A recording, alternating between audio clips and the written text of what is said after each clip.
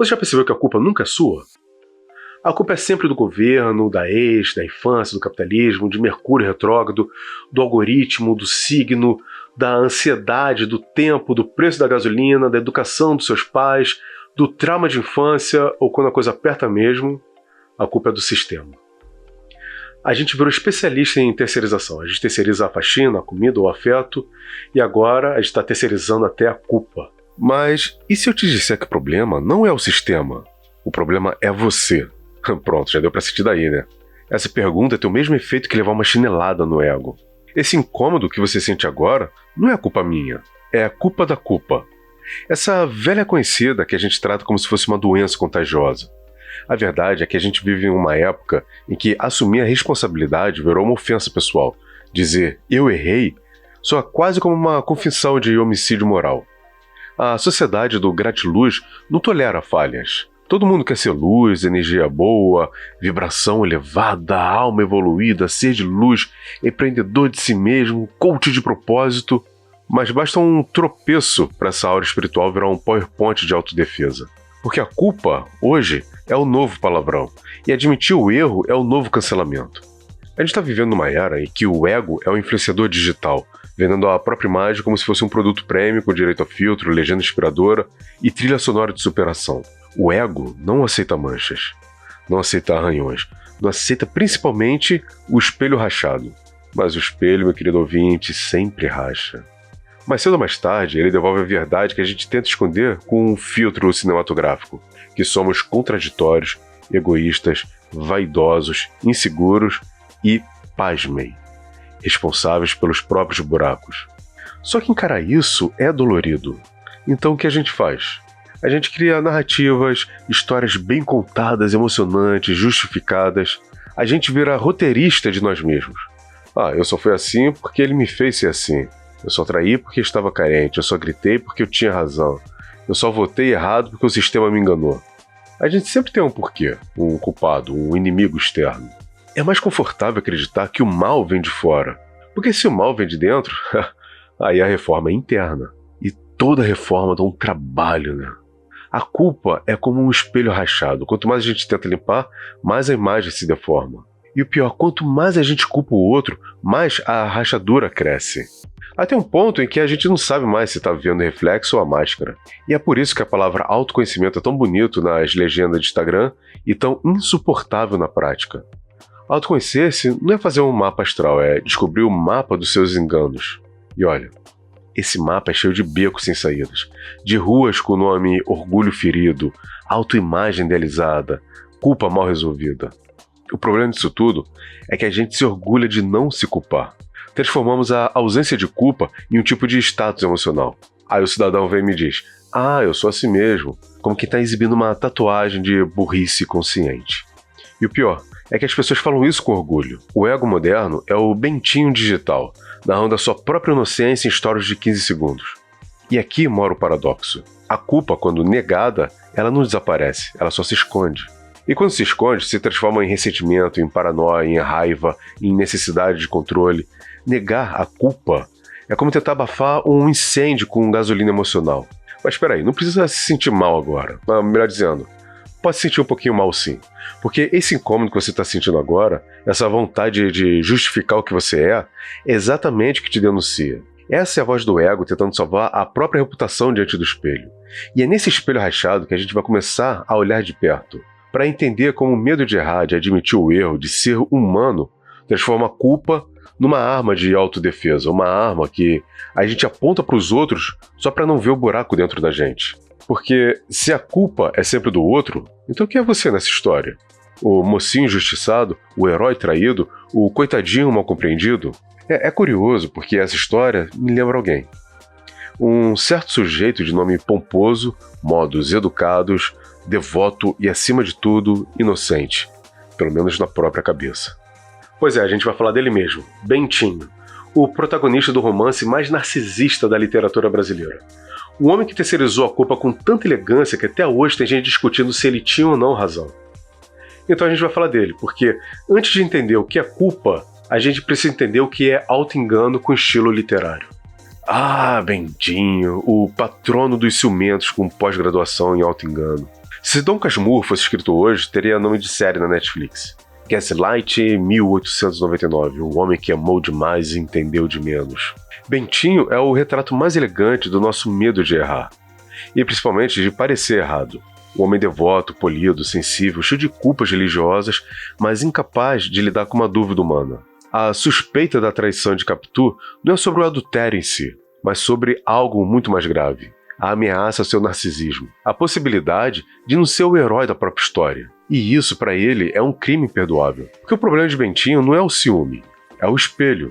Ele não suporta ver uma imagem de si mesmo que não seja perfeita, pura, incontestável. A culpa não cabe no vocabulário dele. Então o que ele faz? Ele terceiriza, transforma a própria insegurança em culpa alheia. É a mesma tática que a gente usa hoje em dia quando diz eu não sou tóxico, só sou intenso. Machado de Assis, esse escritor sádico genial que eu tanto amo, ele sabia o que estava fazendo. Dom Casmurro não é uma história de amor, é um estudo de caso sobre vaidade. Bentinho é um brasileiro médio do século XXI, mas com um vocabulário bem melhor e sabendo pontuar suas frases. É o sujeito que passa a vida inteira tentando provar que está certo, e quando finalmente convence todo mundo, descobre que ninguém estava ligando para isso. É engraçado que Bentinho ele não quer justiça, ele quer a absolvição emocional. Ele quer dormir em paz sabendo que foi traído. Porque isso é mais confortável do que admitir que ele enlouqueceu sozinho dentro da própria cabeça. Ele prefere a tragédia à dúvida, o sofrimento à ambiguidade, a certeza paranoica à confusão honesta. No fundo, Bentinho é a nossa materialização literária da nossa necessidade do vilão. Precisamos de um culpado para manter viva a ilusão de que somos bons. Porque se ninguém for o errado, o que sobra é a possibilidade de que o errado sejamos nós. E isso o ego não perdoa. Ele precisa de uma Capitu como inimiga, porque sem ela ele teria que se olhar. E se olhar para ele seria uma ofensa imperdoável. O espelho interno ele é muito mais cruel do que qualquer traição. Bentinho, como um bom brasileiro, prefere narrar a própria dor com erudição. Em vez de fazer uma terapia, ele vai e escreve um livro. Em vez de se desculpar, ele começa a citar passagens bíblicas. Em vez de assumir um erro, ele cria uma narrativa convincente. Porque assim, quem precisa de realidade quando você tem a retórica?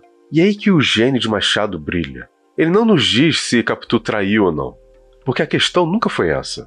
A verdadeira pergunta é quem traiu Bentinho, foi Capitu ou o próprio Bentinho? A traição de Capitu é o detalhe picante, a traição de Bentinho é o drama existencial. Ele traiu a própria capacidade de duvidar. E quando o ser humano perde a dúvida, ele ganha uma ilusão que é muito mais confortável, mas infinitamente mais solitária. Dom Casmurro é o retrato de uma mente que prefere destruir o amor do que admitir um erro. E se isso está soando exagerado, pense quantas vezes você sabotou algo bom porque não suportava a insegurança de não ter controle. Quantas vezes transformou carinho em ameaça, afeto em perigo, amor em conspiração. Bentinho é o santo padroeiro da autossabotagem, porque no fundo a paranoia dele é uma tentativa desesperada de proteger a autoimagem. Aquela idealização perfeita que a gente tem quando acha que se deu mal, mas tá com a razão. A gente é tão viciado em ter razão que a gente prefere ser infeliz com ela do que feliz sem ela. E quando a felicidade exige humildade, a gente responde com ressentimento. Bentinho é o cidadão que reclama do mundo, mas não se examina. O sujeito que está culpando o outro pela infelicidade crônica que carrega no peito desde o colégio. Ele é o retrato do homem que não suporta a própria sombra, e por isso precisa inventar um demônio para combater ela. Machadão, com a sua pena irônica de quem sabe que está escrevendo sobre todos nós, constrói uma armadilha brilhante. Quanto mais você lê Dom Casmurro tentando entender Capitu, mais você descobre o Bentinho. E quanto mais descobre o Bentinho, mais você se descobre também. Porque no fundo, todo mundo tem um pouco desse narrador paranoico que quer transformar a vida em narrativa coerente. A diferença é que a gente faz isso em posts de rede social com legenda "Não sou vingativo, sou kármico, não sou de mandar indireta, mas quem entendeu sabe". Bentinho não suporta o erro, e por isso que ele erra. Ele não suporta o ridículo, e por isso ele se torna ridículo. Ele não suporta a culpa, e por isso se condena para sempre. É um mártir da própria vaidade, e um símbolo de todos nós que aprendemos a confundir autocrítica com autoagressão. E aqui está o crime de Bentinho. Não o adultério que ele suspeita, mas a negação da imperfeição. Ele é condenado não pela traição de Capitu, mas pela incapacidade de aceitar que o amor é feito de incertezas, que o outro é um mistério e que talvez, no fim das contas, o único traidor da história seja aquele que não suporta a dúvida. E quando a dúvida vira insuportável, nasce a culpa. Esse fantasma invisível que ronda a mente, o travesseiro, os parágrafos do romance. Um fantasma que não grita, mas sussurra, que não acusa, mas observa, que não castiga, apenas lembra todos os dias que a perfeição é uma mentira muito confortável.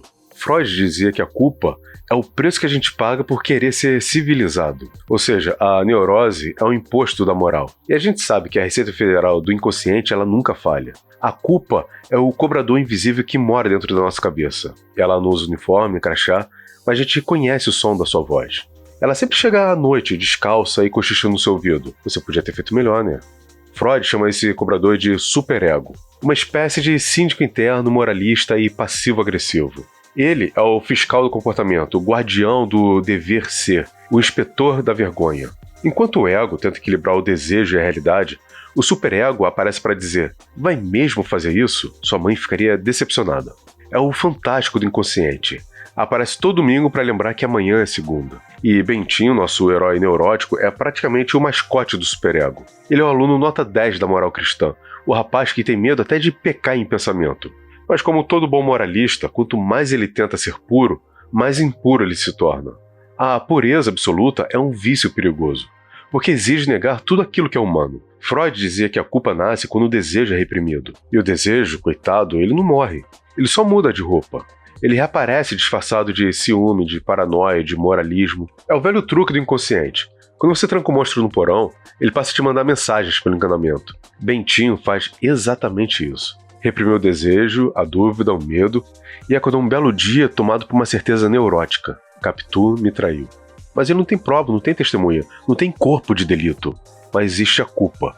E quando a culpa, o cérebro arranja qualquer justificativa para transformá-la em verdade. Freud teria adorado Bentinho. Teria feito dele um artigo inteiro. Caso clínico de neurose moral com sintomas paranoides e sintaxe impecável. Mas Freud não estava sozinho nessa brincadeira. Anos depois, a psicanalista Melanie Klein veio para piorar a nossa situação. Ela disse que a culpa é inevitável. E o que diferencia os adultos das crianças é a capacidade de elaborar. Ou seja, o problema não é sentir culpa, é não saber o que fazer com ela. Quando você não elabora, você projeta. E aí nasce o Bentinho dentro de cada um de nós, o sujeito que acusa o outro para não encarar o próprio abismo. Bentinho não elabora, ele exporta. Ele transforma a Capitu em depósito emocional de tudo que não suporta em si mesmo. É o mesmo mecanismo que move o mundo moderno. Eu não sou arrogante. As pessoas que não entendem o meu jeito direto. Ah, eu não sou narcisista. É que ninguém presta. Ah, eu não sou ciumento. É que ela me deu motivos. E a gente projeta para sobreviver. É a terceirização da culpa no mercado emocional globalizado. E é então que entra Christopher Lasch, décadas depois, para dar o diagnóstico da era moderna. Vivemos na cultura do narcisismo. Uma sociedade onde a culpa é intolerável porque ela arranha a imagem idealizada de perfeição que a gente exibe o tempo todo. A gente não quer ser bom, quer parecer bom. E o erro nesse contexto vira uma ofensa pessoal. Admitir culpa é como deletar o próprio perfil público, é perder as curtidas internas. E Bentinho não podia admitir culpa porque isso quebraria a imagem de pureza que ele mesmo construiu. E a gente também não. Hoje, a maior heresia é parecer imperfeito. Não basta ser feliz. Tem que ser plenamente ajustado. É um novo tipo de religião, e o pecado original é a vulnerabilidade. Mas tem um autor que dá um fio de esperança nisso tudo. Donald Winnicott. O Winnicott dizia que o verdadeiro self só nasce quando a gente suporta a frustração. Quando a gente deixa de lado a fantasia de ser perfeito e aceita a bagunça que é ser humano. É quando a gente para de encenar o personagem ideal e começa a ser de verdade. E veja só, sem filtro. O problema é que a maioria de nós não aguenta se ver sem maquiagem emocional. Então a gente segue fingindo que estamos bem, que somos conscientes, maduros, espiritualmente evoluídos. É a versão 2.0 do Bentinho. Agora com uma frase de autoajuda no feed. Mas por dentro, o mesmo vazio, a mesma angústia. A luta entre o ego ferido e o superego punitivo. Um querendo prazer e o outro exigindo perfeição. E no meio desse UFC tem a consciência, perdida, tentando explicar o inevitável. A culpa, no fundo, é o eco da humanidade que ainda sobrevive dentro de nós. Ela nos lembra que somos falhos, contraditórios, inacabados, e talvez seja justamente esse incômodo que nos torna humanos. Mas quando o narcisismo é grande demais, até a culpa se torna um insulto. O sujeito ele não quer ser melhor, quer ser inocente. E a inocência, nesse caso, é apenas a máscara da covardia. No tribunal interno da mente, Bentinho é juiz, réu e advogado de defesa. A sentença é sempre a mesma. A culpa é do outro. E quanto mais ele repete, mais ele se convence. A sentença é sempre a mesma. A culpa é sempre do outro. E quanto mais ele repete, mais ele se convence. E a gente faz do mesmo jeito quando a gente tenta transformar a psicologia em desculpa e o erro em narrativa. Porque, afinal de contas, o nosso inconsciente é o maior roteirista da humanidade. Mas se Freud e Klein nos mostraram o fantasma, falta entender de onde veio o tribunal onde esse fantasma é julgado. Porque antes da psicanálise, alguém já tinha avisado pra gente que a moral, essa coisa tão bonita que usamos para nos sentir bons, é também uma invenção de controle. E que talvez a culpa não tenha nascido dentro de nós, mas tenha sido plantado por fora, como se fosse uma coleira. Isso me fez lembrar de Nietzsche, esse bigodudo que olhou para a humanidade e disse: "Vocês se levam a sério demais." Um filósofo que, se vivesse hoje, seria cancelado antes do segundo tweet. Nietzsche foi o primeiro a entender que a culpa não nasceu da consciência, mas da contabilidade moral. Antes de Freud falar em superego, Nietzsche já tinha sacado que a alma humana é um livro-caixa. A gente transforma a nossa vida numa planilha de débitos e créditos. Prazer é dívida, sofrimento é pagamento, alegria é suspeita. No seu livro Genealogia da Moral, Nietzsche faz o raio-x do que ele chama de moral do rebanho. Essa mania que a gente tem de dividir tudo entre bem e mal, certo e errado, santo e pecador. Segundo ele, a culpa nasceu quando o homem trocou a força pela obediência, o instinto pela penitência. Foi o momento que deixamos de ser animais livres e viramos escravos da própria consciência. Nietzsche diz que o homem, incapaz de expressar sua raiva para fora, começou a virar essa raiva para dentro. E assim nasceu o sentimento de culpa, o auto-chicoteamento espiritual. É a energia do guerreiro reprimida transformada em arrependimento. O ser humano cultivou a ideia do inferno só para continuar se punindo depois da morte. Freud chamaria isso de neurose. Nietzsche chamou de moral cristã. E ele tinha um ponto. A moral, segundo ele, é um tribunal invisível onde todos são réus e juízes ao mesmo tempo. Um espetáculo de autopunição coletiva. Todo mundo finge ser virtuoso, mas vive espiando o pecado do vizinho para se sentir um pouco mais santo. Nietzsche chamou de moral cristã. E ele tinha um ponto. A moral, segundo ele, é um tribunal invisível onde todo mundo é réu e juiz ao mesmo tempo. Um espetáculo da autopunição coletiva. Todo mundo finge ser virtuoso, mas vive espiando o pecado do vizinho só para se sentir um pouco mais santo. O ser humano, ele não quer ser bom. Ele quer ser melhor do que o outro. E a culpa é a moeda de troca dessa vaidade disfarçada de ética. Nietzsche olhou para isso e disse: enquanto existe culpa, não vai existir liberdade. Enquanto houver a moral absoluta, não há vida autêntica. Porque o moralista é o covarde que tem medo de ser livre. E Bentinho, claro, era o funcionário do mês nesse tribunal. Ele não suportava ambiguidade. Ele precisava de um culpado para equilibrar as contas na própria alma. Capitu foi só um bode expiatório mais conveniente. A moral do rebanho transforma cada pessoa em seu próprio carcereiro. Você não precisa mais de Deus te vigiando o tempo todo. Você se vigia sozinho. Nietzsche antecipou o que Foucault chamaria depois de poder disciplinar. A prisão interna não precisa de muros altos. Ela só precisa de um espelho. E o sujeito, preso na sua necessidade de parecer bom, se transforma num bentinho social, um ser permanentemente inocente e permanentemente infeliz. Nietzsche, com seu sarcasmo divino, dizia que a culpa é uma invenção dos fracos para domesticar os fortes. E, ironicamente, hoje somos todos fracos domesticados, tentando parecer forte nas redes sociais. O moralismo moderno é um crossfit ético. Ninguém é feliz, mas todo mundo finge que está se superando. Nietzsche ele não queria abolir a moral, ele queria superá-la. Ele propôs o além do bem e do mal, um estágio que o ser humano cria seus próprios valores em vez de herdar os valores da manada. E isso exige algo raro, responsabilidade radical.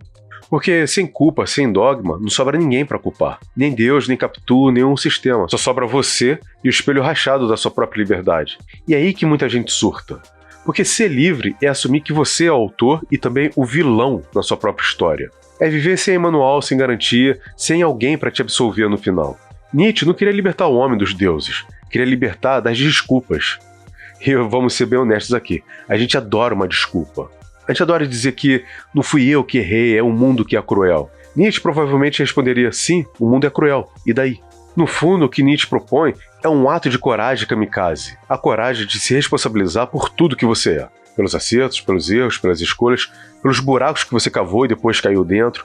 Porque só quando a culpa morre é que nasce a autenticidade. Mas cuidado, porque sem a muleta da moral, você vai ficar nu diante de você mesmo. E a maioria das pessoas prefere se vestir de vítima do que enfrentar a própria nudez. O Tribunal da Moral continua funcionando em pleno vapor. Hoje os juízes estão usando hashtags e os réus dão entrevistas sobre o seu arrependimento de camiseta branca, moletom e cabelo despenteado. A fogueira medieval foi substituída pelos comentários online. E o confessionário virou um reality show.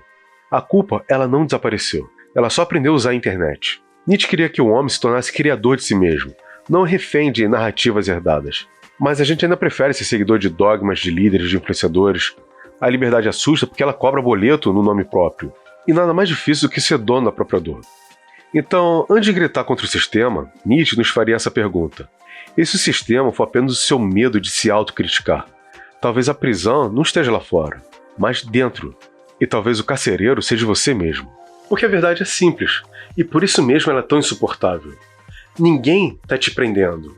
É você que está segurando a chave dessa prisão. Você já percebeu que todo mundo odeia o sistema, mas ninguém sabe exatamente o que ele é? O sistema é o vilão preferido da humanidade. Serve para tudo. Da conta de luz cara ao nosso fracasso amoroso. O sistema não deixa eu ser feliz. O sistema me oprime. O sistema me faz comer carboidrato. Ele é o coringa das justificativas. É o grande espantalho moral do século XXI. Mas vamos falar sério, quem é o sistema? Sim, o capitalismo é um sistema voltado para o consumo absoluto. O consumo de produtos, de recursos, de personagens, consumo de pessoas, consumo de planeta. Mas se você parar para pensar com calma e um pouquinho de coragem, vai descobrir uma coisa muito desconfortável. O sistema somos todos nós. Pois é. É você, sou eu, é o vizinho que fura a fila no mercado, é o outro que diz, mas todo mundo faz isso, é o político corrupto e o eleitor que vende voto porque ninguém presta mesmo, é a empresa que explora e o consumidor que compra produto pirata e fecha os olhos e diz, não quero saber de onde veio. O sistema é o coletivo das pequenas covardias que a gente comete em nome da conveniência. O problema é que ele transformou a hipocrisia em um modelo de sobrevivência. É o capitalismo emocional, cada um tentando lucrar com a sua própria vitimização. Todo mundo quer apontar o dedo, mas ninguém quer lavar as mãos. E enquanto a gente joga esse jogo, o sistema continua funcionando perfeitamente. Porque ele é alimentado pela nossa negação. O sistema não é uma engrenagem externa. É uma fábrica interna movida a auto-engano e culpa terceirizada. É curioso como amamos discurso de mudança social, mas odiamos qualquer mudança pessoal. Todo mundo quer derrubar o sistema, mas são raras as pessoas que devolvem um troco errado. Queremos justiça, mas não queremos o desconforto. Queremos igualdade, mas desde que não precise dividir nada. Queremos liberdade, mas sem responsabilidade. E aí que a coisa não anda. Porque o sistema, ele não é uma muralha, ele é um espelho coletivo. A gente diz que o mundo é injusto, mas fecha os olhos quando a injustiça nos favorece. Reclamamos do caos, mas adoramos a esperteza. A esperteza é o doping moral do brasileiro. Todo mundo usa, mas ninguém admite. A gente vive dizendo, o sistema é podre, mas o sistema só apodrece porque a gente planta o lixo nele. Nietzsche chamaria isso de má-fé organizada. Sartre chamaria de autotrote existencial. Eu chamo de modo bentinho de viver. Culpar o universo para não admitir que talvez sejamos parte da trama. A gente está vivendo um teatro onde todos os atores gritam fora o sistema, mas ninguém quer largar o script. E quanto mais gritamos, mais o sistema agradece. Porque o caos é a dieta ideal da culpa coletiva. O mundo cheio de indignados inofensivos é tudo que o sistema precisa para continuar girando. O sistema sobrevive porque a gente o alimenta com narrativas de inocência. E cada vez que a gente diz, não fui eu, foi o sistema, ele cresce, se fortalece e aplaude a gente de volta. É um ciclo de lavagem moral. A gente joga sujeira pra fora, o sistema devolve e limpa, e a gente segue se achando puro. E lógico, sempre tem aquele que vai dizer assim, mas eu não tenho poder nenhum. Isso é mentira. Todo mundo tem poder. Só que dá trabalho de usar. A consciência é o maior ato político que existe. Mas a consciência incomoda. E a ignorância vem brilhando, confortável, como um sofá que tem o formato de vossas nádegas. A gente não percebe, mas o sistema é uma grande metáfora para o medo que temos de autonomia. Porque no fundo, se o sistema acabar, quem a gente vai culpar pelos nossos próprios fracassos? Imagine a tragédia que seria acordar um dia e perceber que tudo que deu errado foi de fato você que escolheu. O sistema é o álibi perfeito da covardia. E o mais irônico é que até a rebeldia foi industrializada. Hoje você pode comprar a revolução numa loja online em 12 vezes no cartão. Você vai encontrar a camisa do Che Guevara, feita em uma fábrica terceirizada, e um discurso anticapitalista gravado na sua eco bag de esquerdomacho. Somos revolucionários de palco, e o palco é o próprio mercado. Enquanto isso, a gente está se olhando no espelho e dizendo, mas eu sou contra o sistema. E o reflexo está te respondendo, mas você é o sistema. Aí a gente muda de assunto. A verdade é que o sistema, ele não nos oprime. O sistema, ele nos representa. É o retrato falado da nossa preguiça de pensar, da nossa alergia a assumir culpa, da nossa paixão por narrativas onde somos sempre os bons. O sistema é a soma dos nossos auto-enganos diários com juros compostos. E enquanto a gente continuar terceirizando o erro, a gente vai continuar sendo escravo da própria inocência. Porque é muito mais fácil culpar o sistema do que admitir que o sistema está funcionando perfeitamente. Porque o sistema, ele é feito da gente. Mas o momento que a máscara cai, Um instante que o espelho não aceita mais filtro, nem legenda inspiradora. E é aí que nasce o verdadeiro confronto. Não com o sistema, não com o outro, mas o confronto com o eu. E talvez seja aí que começa a liberdade. Não quando a gente destrói o sistema, mas quando a gente destrói a ilusão de que o sistema é uma outra coisa além de nós mesmos. E para chegar lá, é preciso um gesto raro e quase revolucionário. A coragem de estar absolutamente errado. Existe um tipo de coragem que não ganha curtida, não rende prêmio e nem vai para a legenda inspiradora no Instagram. É a coragem de estar errado. A coragem de olhar para dentro e admitir que talvez o vilão da história talvez tenha sido você o tempo todo. Mas assim, sendo bem honesto, é muito mais fácil subir no palco moral e ficar apontando o dedo. Difícil mesmo é olhar no espelho e dizer: meu Deus, eu sou o Bentinho. Sim, porque assumir o erro é escolher ser o vilão da sua própria história. É derrotar o personagem que você inventou para sobreviver. E ninguém quer matar o próprio mito, mesmo que ele já esteja moribundo e constipado, porque dá trabalho, e o ego é um péssimo perdedor. Ele prefere ver o mundo pegar fogo do que admitir que estava segurando o fósforo numa mão e a gasolina na outra. A sociedade moderna é obcecada por estar certa. A opinião virou uma religião. As redes sociais são as novas igrejas, cada bolha tem seu dogma, seu papa, seu demônio da semana. E quem ousa dizer "não sei" é excomungado pelo tribunal da certeza. Mas no fundo, a verdadeira inteligência não está em saber de tudo. Está em suportar o vazio de não saber. Errar é humano, é o que todo mundo fala. Mas admitir o erro é um ato divino num grupo de ateus. Porque o erro, ele dói. Ele desmancha a nossa autoimagem de perfeição, arranha a verniz narcisista e derruba o mito do eu coerente. E sem essa mentira, a gente se sente nu, sem manual, sem aplauso. O erro é o ponto em que o ego descobre que não é Deus. E é exatamente nesse ponto que nasce o ser humano. A coragem de estar errado não é sobre gostar do fracasso, é sobre aprender a viver sem precisar vencer sempre. É sobre entender que a verdade ela não é um troféu, ela é um processo. E que mudar de ideia não é atrair princípios, mas evoluir percepções. Mas isso exige uma certa humildade. E humildade é o que sobra quando o orgulho se cansa de fingir grandeza. A geração do "eu me amo do jeitinho que sou" esqueceu que o amor próprio também exige autoanálise. Se amar não é se blindar de crítica, é conseguir se olhar sem a maquiagem emocional. A autocrítica não é o auto-ódio, é auto-higiene. Sem ela, o ego apodrece dentro do espelho.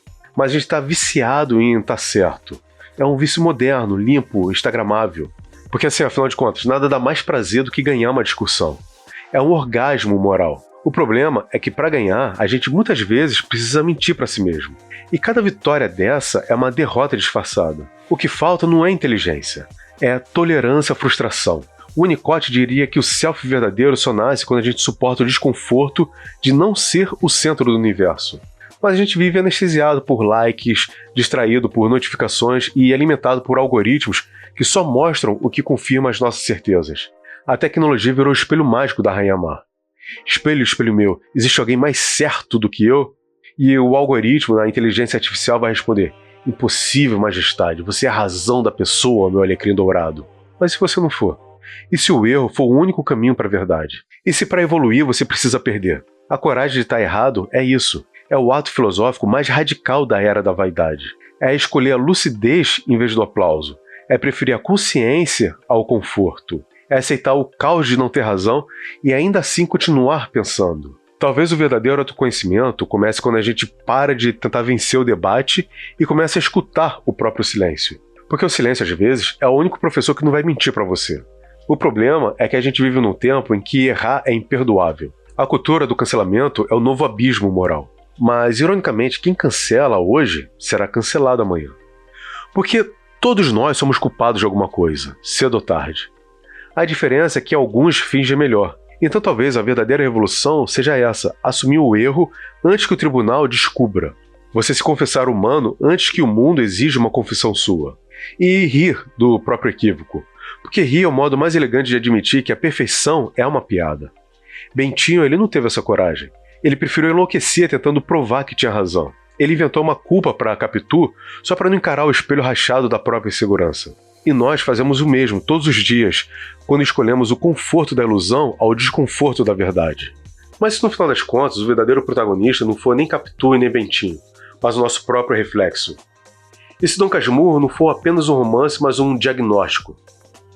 Talvez está na hora de encarar esse diagnóstico de frente, porque dentro de cada um de nós mora um pequeno Bentinho assustado tentando desesperadamente provar que está certo. Talvez o maior mistério de Dom Casmurro nunca tenha sido o Capitu, mas Bentinho. Não um Bentinho ciumento, neurótico, atormentado, mas o Bentinho dentro da gente. Esse pequeno narrador interno que vive reescrevendo a história para sair sempre bem na foto. A verdade é que todos nós temos um Bentinho morando no peito, usando o terno de vítima e perfume de razão. Ele aparece quando a gente diz: a culpa não é minha, fiz o que pude, o problema é o sistema. Ele surge no meio da madrugada, com voz mansa de auto-engano dizendo: você tá certo, foram eles que estragaram tudo. Mas o Bentinho ele não é mau, ele é humano. Ele é demasiadamente humano, como diria Nietzsche. Ele é o pedaço da nossa alma que morre de medo de ser pequeno, imperfeito, falho. Ele só quer ser amado. E para isso ele está disposto a tudo, até inventar uma tragédia para se manter como herói da própria narrativa. Bentinho é o patrono do narcisismo ferido, o embaixador da inocência conveniente, o poeta do não fui eu. E nós alimentamos esse Bentinho todos os dias com curtidas, justificativas e discursos moralistas. Enquanto Capitu virou o símbolo da dúvida, Bentinho virou o símbolo da negação. Ele representa esse impulso moderno de construir um personagem à prova de falhas, um eu que só existe com filtro, legenda e luz indireta. Machado de Assis, com a sua ironia genial, ele não escreveu apenas uma história de ciúmes. Ele escreveu um espelho psicológico e pendurou esse espelho bem na nossa cara. E desde então, fingimos que não é com a gente, mas é. A cada vez que culpamos o outro pelo nosso vazio, Bentinho pisca no fundo do nosso inconsciente. A cada vez que distorcemos a realidade para não sentir culpa, ele cochicha: tá vendo? Você é um mocinho.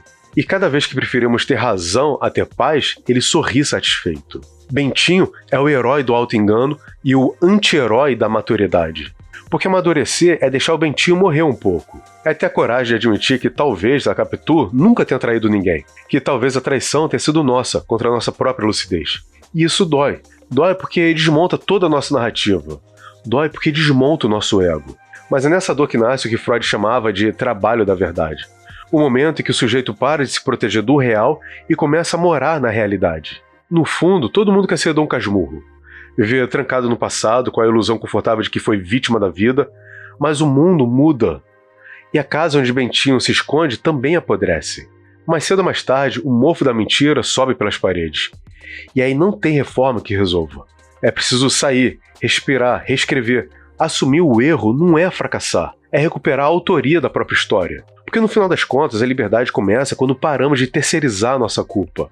E o autoconhecimento não é um espelho que mostra a perfeição.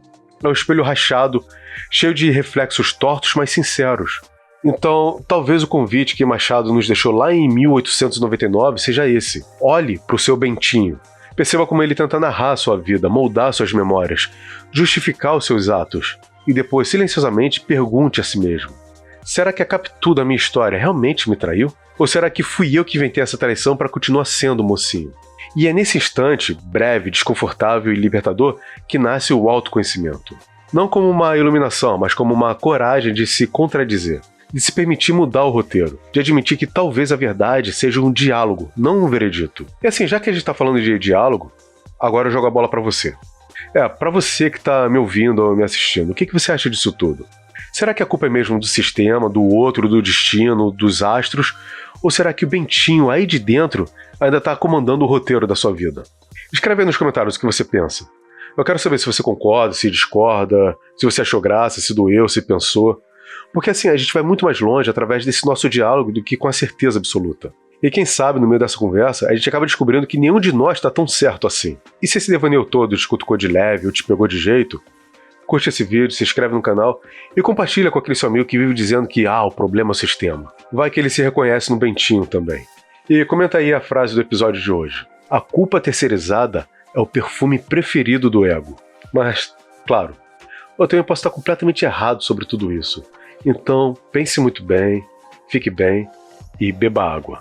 No final das contas, meu querido paradigmático, a culpa é como se fosse um cachorro sem dono. Todo mundo vê e ninguém recolhe.